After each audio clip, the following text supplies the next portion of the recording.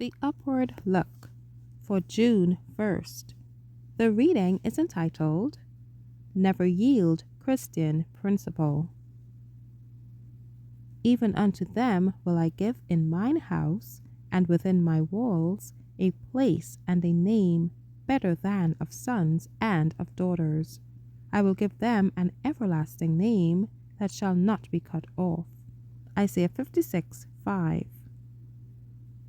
I feel deep sympathy for you, knowing that you are sorely tempted.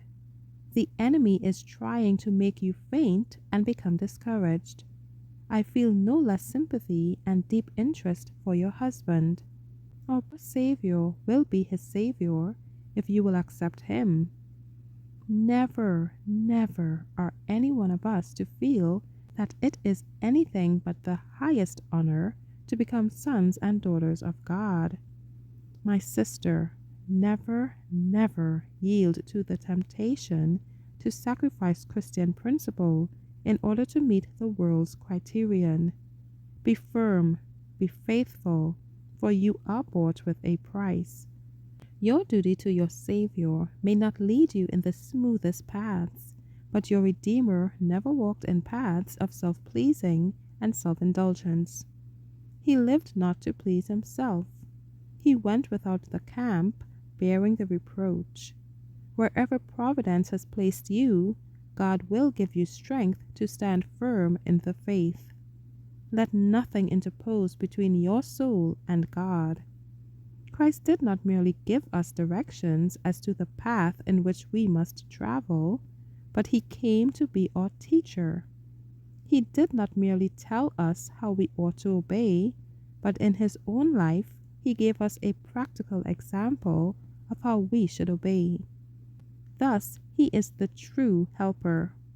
Going before us, he beats down the obstructions and tells us to walk in his footsteps. Our blessed Savior says, "Follow me. I will lead you. I am the way, the truth, and the life. He that followeth me shall not walk in darkness." See Matthew 4:19 and 14:6 and John 8:12. Christ served as a true son, an obedient son. He declared, "I have kept my Father's commandments." John 15:10.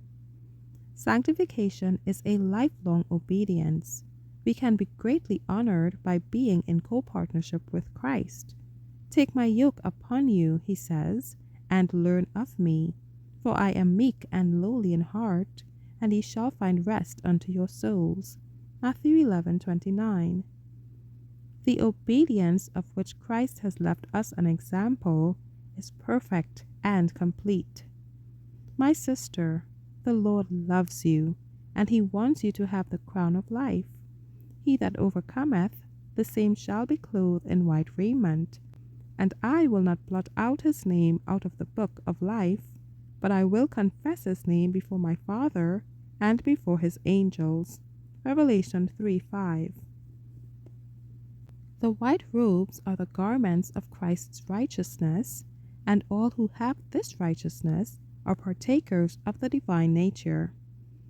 They have written upon them the name of my God and the name of the city of my God, which is New Jerusalem, which cometh down out of heaven from my God, and I will write upon him my new name. Verse 12. Prepare to meet thy God in peace.